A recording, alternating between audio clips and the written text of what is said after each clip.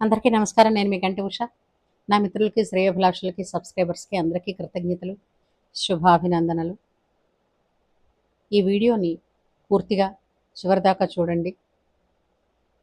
అప్పుడు ప్రస్తుతం సమాజంలో జరుగుతున్నటువంటి విషయాలలో మన వంతు కృషి ఏమైతే ఉంటుంది, మన కర్తవ్యం ఏమై ఉంటుంది అన్నది తెలుసుకోవచ్చు. అట్లాగే దానికోసం మన వంతుగా ఏం చేస్తున్నాం, మన ఆలోచనని ఈ సమాజంలో ప్రస్తుత పరిస్థితుల నుంచి మెరుగుపడడానికి ఏమైనా జోడించగలుగుతామా అన్న విషయాలు తెలియడం కోసం ఈ వీడియో చివరిదాకా చూడండి. మీరు ఇంతవరకు నన్ను చాలా ప్రోత్సహిస్తున్నారు. చాలా చాలా థ్యాంక్స్ అండి. డిసెంబరు 2కి నేను వీడియో అంటే యూట్యూబ్ ఛానల్ పెట్టి సరిగ్గా సంవత్సరం అవుతుంది. అప్పటి వరకు కూడా డిసెంబర్ 2వ తారీఖు నాటికి కంప్లీట్గా 1000 వీడియోస్ కంప్లీట్ చేద్దామని నాకు నేనుగా పెట్టుకున్నటువంటి ఒక లైన్ అది. అంతేకాకుండా ఇందులో నేను ఇప్పటికీ కృష్ణ శతకాన్ని పూర్తిగా చెప్పాను. అలాగే లభ్యమైనంత వరకు వేమన శతకాన్ని చెప్పాను. అంతేకాకుండా సుమతి శతకాన్ని కూడా లభ్యమైనన్ని పద్యాలు చెప్పాను. కాకపోతే దేశకాలమాన పరిస్థితులను బట్టి సుమతి శతకంలో కూడా కొన్ని పద్యాలు ఇప్పుడు చెప్తే కొంతవరకు కాంట్రవర్సీ క్రియేట్ చేస్తుందేమో అన్న ఉద్దేశంతో పూర్తిగా 100 నేను చెప్పలేదు. అలాగే వేమన శతకం కూడా నాటి కాలమాన పరిస్థితులను బట్టి అతను కొన్ని రాశారు స్త్రీ యొక్క ప్రవర్తన గురించి. అవి చాలా అభ్యంతరకరంగా అనిపించి వాటిని కూడా చెప్పక కొన్ని మాత్రము అందులో ఆధ్యాత్మిక తత్వత ఎంత ఉందో ఆ పద్యాలు మాత్రమే నేను చెప్పుకుంటూ రావడం జరిగింది. తర్వాత ఏ వీడియోస్కైనా సరే నాకు వేరేగా పిక్చర్స్ని చూపిస్తూ చెప్పడం నాకు అది రాదు. నాకు వచ్చినదేదో, నాకు తెలుసుకున్నదేదో మీతో పంచుకోవడం వరకు మాత్రమే వచ్చు. అయినప్పటికీ కూడా మీరు నన్ను అభిమానించినందుకు, ప్రోత్సహించినందుకు చాలా చాలా చాలా కృతజ్ఞురాలిని.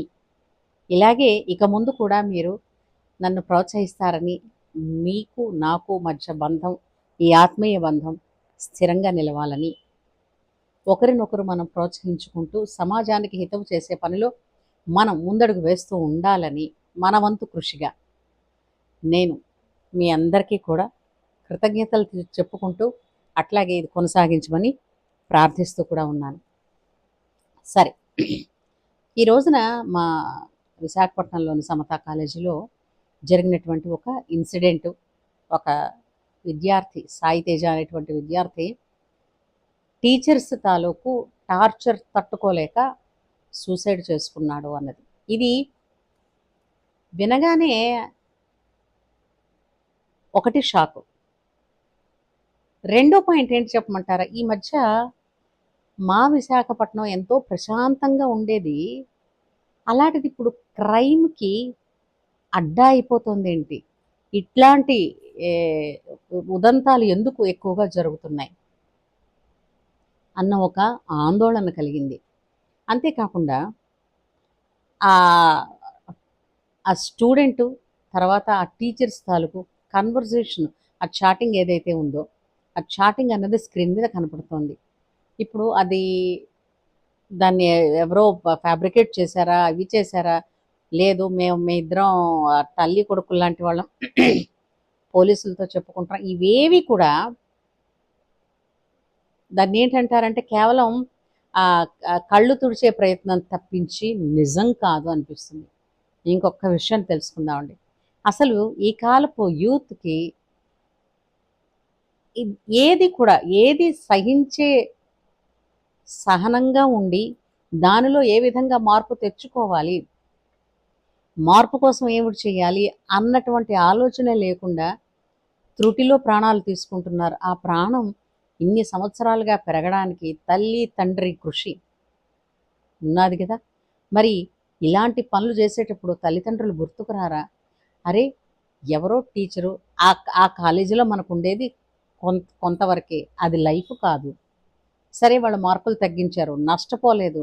జీవితంలో మీకు అత్యంత పెద్ద పెద్ద లెవెల్స్లో సెటిల్ అయిన వాళ్ళు, సక్సెస్లు సాధించిన వాళ్ళందరూ కూడా వాళ్ళు పెద్ద ర్యాంక్ స్టూడెంట్స్ కాదు, నార్మల్గా చదువుకున్న వాళ్ళే. అంతవరకు ఎందుకు, మన కలాం గారే అకాడమీషియన్సే, వాళ్ళు సక్సెస్ అయిన వాళ్ళే. కానీ కేవలం ఒక కాలేజీలో చదివే ఒక సబ్జెక్టో లేదంటే ఒక గ్రాడ్యుయేషన్ కోర్సు మాత్రమే జీవితం అనుకుంటే మాత్రం పొరపాటు పడ్డట్టే, జీవితం విలువ మీకు తెలియనట్లే. ఇందుకోసం ఒకటి చెప్పాలండి, అసలు టీచర్స్ అంటే ఎవరు, టీచింగ్ అంటే ఏంటి, టీచింగ్ అంటే ఏంటి, మొట్టమొదటి పాయింట్ తెలుసుకోండి. టీచబిలిటీ అన్నది ఒక గురుతర బాధ్యత. ఆ టీచబిలిటీ అంటే ఏమిటో తెలిసిన, ఆ టీచబిలిటీలోనే ఉంది లెర్నింగ్ అన్నది. అంటే ఫస్ట్ తను నేర్చుకున్న తర్వాత నేర్పగలగాలి, తను నేర్చుకోవాలి, తను దాన్ని అనుసరించి చెప్పగలగాలి. అంతేగాని ఒక పోస్ట్ గ్రాడ్యుయేషను దాని వెనకాతల ఒక బిఈడి, లేదా ఒక గ్రాడ్యుయేషను దాని వెనకాతల ఒక బిఈడి, లేదా ఒక 6 మాసాలు అక్కడో ఎక్కడో ఏదో స్కూల్లో చేసేస్తే దట్స్ నాట్ ఎక్స్పీరియన్స్ అండ్ ఆ క్వాలిఫికేషనే సరిపోతుందని అంటే కాదండి. అవన్నీ కూడా జస్ట్ ఎలిజిబిలిటీస్, బట్ టీచర్గా తీర్చిదిద్దడానికి ఇంకా చాలా ఉంటుంది. పూర్వకాలంలో ఒక గురువు అంటే, ఆ గురువు అంటే సబ్జెక్టు చెప్పేవాళ్ళు, మంత్రోపదేశం చేసేవాడే కాదు, సబ్జెక్టు చెప్పే ప్రతి వారు, వీళ్ళందరూ కూడా ప్రత్యేకించి ఒక ఉన్నతమైనటువంటి ఆదర్శాలతో, ఉన్నతమైనటువంటి వ్యక్తిత్వంతో, ఉన్నతమైనటువంటి ఆలోచనలతో ఉండేవారు. ఏది ఈనాడు, నిజానికి నాడు బడిపంతులు బతకలేక బడిపంతులు అని అంటారు. బడిపంతుల జీవితం ఎంతో ఇదిగా ఉండేది, డబ్బులు తక్కువ. అలాంటిది నేడు బడిపంతుల జీతం చాలా గొప్పది. ఎందుకంటే జీతం గొప్పదే, వాళ్ళకి సెలవులు ఏదవనండి. కానీ బాధ్యత ఉందా, తను తన క్లాస్లో ఉండే స్టూడెంట్స్ పట్ల తనకు ఎంతవరకు బాధ్యత ఉంది, ఆ స్టూడెంట్స్తో తను ఎంతవరకు మెలగాలి, ఎక్కడ తనని తాను కంట్రోల్ చేసుకోవాలన్న ఇంకిత జ్ఞానం లేదు అంటే వాళ్ళు టీచర్స్ అనే మాట అనిపించుకోవడానికి అనర్హులు. ఇది నిజం. మళ్ళీ చెప్తున్నా, పిల్లల్ని అబ్జర్వ్ చేయడం అన్నది తల్లిదండ్రులకి గురుతరమైనటువంటి బాధ్యత. మనం ఏమనుకుంటామంటే, స్కూల్ ఫీజు కడుతున్నాం, పిల్లలకి దిగబెడుతున్నాం, వెళుతున్నాడు వస్తున్నాడు, ఇంటికి వస్తున్నాడు, భోజనం చేస్తున్నాడు, అంతే, సెలవులు ఉంటే ఎక్కడికో వెళుతున్నాడు తప్ప, నానా ఈరోజు ఏమైంది స్కూల్లో, ఏం చెప్పారు, ఈ టీచర్ ఎలా ఉన్నారు, ఆ టీచర్ ఎలా ఉన్నారు, ఇలా మాట్లాడి మీరు ఒక ఫ్రెండ్గా మారిన రోజున ప్రతి క్షణం స్కూల్లో కాలేజీలో ఏం జరిగిందో వెంటనే మీతో షేర్ చేసుకోవడానికి వాళ్ళు ఇంట్రెస్ట్ చూపిస్తారు. అది వాళ్ళు చేసుకోగలిగినటువంటి ఫ్రీడమ్ మీరు ఇచ్చిన రోజున there is no point of suicide. వాళ్ళు సూసైడ్ చేసుకుందామని వాళ్ళకి అనిపించదు. ఎందుకనంటే ఎంతో తనని నమ్మినటువంటి ఒక తోడు తనకు ఉంది అని. అలా అని అంటే పిల్లలు చాలా వరకు కొన్ని చోట్ల అబద్ధాలు ఆడతారండి, కాదనలేదు. కానీ ప్రతిదీ ఇప్పుడు మనకి ఇంకా అంతకన్నా లైఫ్లో పెళ్లి చేసుకున్నాము, ఆ పెళ్ళి సంసారం ఒక పెద్ద బాధ్యత. పిల్లల్ని మళ్ళీ వాళ్ళంతట వాళ్ళు వాళ్ళ డెసిషన్స్ తీసుకుంటూ వాళ్ళ లైఫ్ని ఒక కెరియర్లో ఒక మార్గంలో పెట్టే వరకు కూడా బాధ్యత తల్లిదండ్రులది కాదా? అవతల స్కూళ్ళల్లో టీచర్లు అలా తయారయ్యి ఇళ్లల్లో పేరెంట్స్ మనం ఇది కడుతున్నాం కదా, అది కూడా వాళ్ళకంటే ఇష్టం లేక కాదండి, ఇంటెన్షనల్లీ కూడా చేయరు పేరెంట్స్, పాపం నిర్లక్ష్యం చేయరు ఇంటెన్షనల్లీ. కానీ అది అలా జరిగిపోతూ ఉంటుంది. ఏమంటే రోజు వెళ్తున్నాడు వస్తున్నాడు చూస్తున్నాను కదా అనుకుంటుంది. పిల్లవాడి మనసులో ఈ ఆలోచన ఉంది అని పసిగట్టగలిగితే ఆ తల్లి బతకగలదా, నిలవగలదా, అనుక్షణం కంటికి రెప్పలా కాపాడుకోదా, అసలు ఏమిటి దీనికి మూలం అన్నది కనుక్కోరా? ఈరోజు చూడండి, ఆ తల్లికి కడుపు కోత, ఎవరు వేసిన శిక్ష, ఎక్కడో పైత్యం పెరిగిపోయినటువంటి టీచర్స్. ఇప్పుడు వావి వరుసలు అన్నవి ఇంకా అవి అంటే మనం ఎలా తయారయ్యామంటే పశువుల్లో వాయు వరుసలు లేవు, మనుషులకు కూడా అలాగే తయారవుతున్నారు. ఎక్కడి న్యాయం అండి? ఎక్కడి నుంచి వచ్చిందండి ఈ కల్చరు? నాకు అర్థం కావటం లేదు. ఆలోచించండి. ఇప్పుడు తల్లి కొడుకు అని అనుకుంటున్నప్పుడు ఎంతవరకు మాట్లాడాలి?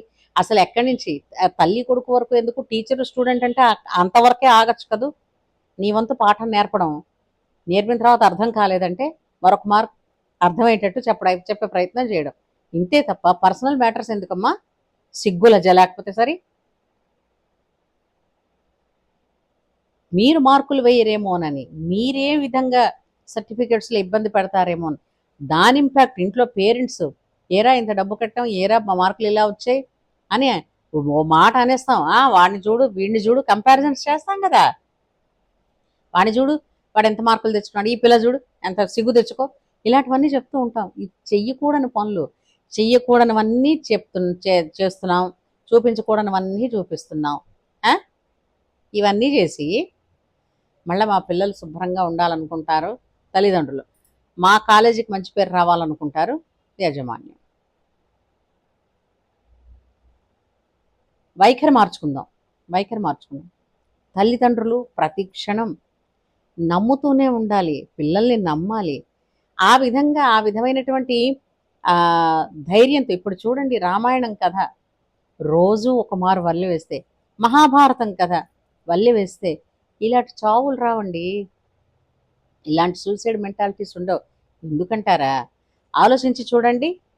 కంపారిజన్స్ మనం పై వాళ్ళతో, ఆ పక్క వాళ్ళతో, ఈ పక్క వాళ్ళతోటి మార్కులకో లేదంటే నగలకో చీరలకో కంపారిజన్స్ అక్కడ కాదండి చేయడం. ప్రతి మనిషికి కష్టం వస్తుంది. ఇదిగో పురాణాల్లో ఈ పాత్రలు ఉన్నాయి చూడండి, వీళ్ళకి కష్టాలు వచ్చాయి, కానీ వీళ్ళు ఎలా దాటారు? కష్టాల్లో ఉన్న వీళ్ళు ధర్మాన్ని ఎలా నమ్ముకున్నారు? ధర్మంతో పాటు లౌక్యాన్ని కూడా ఎలా ఉపయోగించారు? ఇవి గదు నేర్పాలి. పురాణాలు ఏంటి? తిండి పెడతాయా?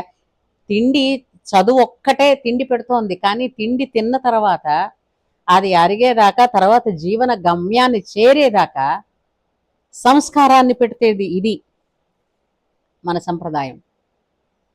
మనకున్నటువంటి ఇతిహాసాలు ఇవి పిల్లవాళ్ళకి ఒక వ్యక్తిత్వాన్ని ఇచ్చి తీర్చిదిద్దుతాయి. కాబట్టి పిల్లలు ఎదిగేటప్పుడు వాళ్ళ భవిష్యత్తుని బంగారంలా మార్చడానికి రెండు మెయిన్ బ్రాంచెస్ ఉన్నాయి. ఒకటి పేరెంట్స్, రెండు విద్యాలయం. ఆలయం అప్పుడు వాటి పేర్లు ఆలయం. ఇప్పుడు ఆలయం అన్న మాటకే ఆ మాట లేదు, ఇప్పుడు అనలేం. ఎందుకనంటే ఎక్కడ లేని దరిద్రాలు విద్యా ప్రదేశాల్లోనే, విద్య బోధించే ప్రదేశాల్లోనే జరుగుతున్నాయి. కాబట్టి ఎటుపోతున్నాము ఆలోచించండి, పిల్లల్ని దగ్గరగా గమనించండి. ఇవాళ ఏదో తలనొప్పిగా ఉందేమోలే, ఏమిరా ఏమైందిరా క్యాజువల్గా అడిగామనుకుంటే వాళ్ళు చెప్పరండి. కానీ మనస్సుతో వాళ్ళతో కూర్చోబెట్టి మాట, ఎన్నో రకాల పద్ధతులు తెలుస్తాయి. నాన్న నాకు ఈ పని ఉంది, నాకు సాయం వస్తావా, తీసుకెళ్తావా, తీసుకెళ్తుంటే ఒరే అప్పుడు నువ్వు ఇక్కడ ఇలా చేసావు, అప్పుడు అలా చేసావు.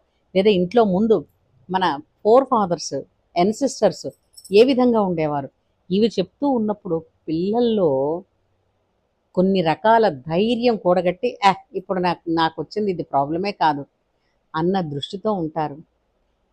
ఎంతసేపు అండి, ప్రాణాన్ని తీయడం నిమిషం కూడా పట్టదండి. ప్రాణాన్ని నిలబెట్టడమే అత్యంత పెద్ద టాస్క్. చాలామంది అనుకుంటారు ఉద్యోగం చేసి ఆఫీసుల్లో బాసుల్ని మెప్పిస్తే పెద్ద టాస్క్. నిజమే, దట్ ఈస్ దేర్. అది లేకపోతే జీతాలు రావు, ఎలా బతుకుతాం? కానీ ఆ తెచ్చుకున్నది ఎవరితో మనం కలిసి జీవిస్తున్నాం? మన కుటుంబం కోసం కదా ఇంత పని చేస్తున్నాం. ఆ కుటుంబమే అస్తవ్యస్తంగా ఉంటే ఈ పని ఎవరికి, ఇక్కడ మెచ్చుకోలు ఎవరికి, ఈ సొమ్ము ఇక్కడ నిలబడదే, మనస్సుకు ప్రశాంతత ఉండదే, ఆలోచించాలి కదా. సో తల్లిదండ్రులు, పిల్లల పట్ల మనం జాగ్రత్తగా ఉందాం. అలాగే స్కూలు యాజమాన్యం ఎవరైతే ఉన్నారో, స్కూల్లో టీచర్స్ మీరు బోధించాల్సిందేమిటి, మీరు చెయ్యాల్సిందేమిటి, మీరు చెప్పాల్సిందేమిటి? ఒక్కసారి తరచి చూసుకోండి. ఒక విద్యార్థి తన జీవితంలో ఎంతో ఎత్తుకెదిగిన తర్వాత కూడా మర్చిపోనటువంటి ఒకే ఒక్క పేరు తన మాస్టర్ గురించి, తన టీచర్ గురించి. అంతటి గొప్పదైనటువంటి ఆ గురుతరమైనటువంటి శ్రేష్టమైనటువంటి ఆ పదానికి మచ్చ తీసుకురాకండి దయచేసి. అంతా మంచి జరగాలని, ఇక మీదనైనా భావితరాలన్నీ కూడా ధైర్యంతో, చక్కగా సహనంతో, ధైర్యం సహనం తోటి జీవితాన్ని బంగారుమయం చేసుకుంటారని ఆశిస్తూ లోకా సమస్త సుఖినో భవంతు.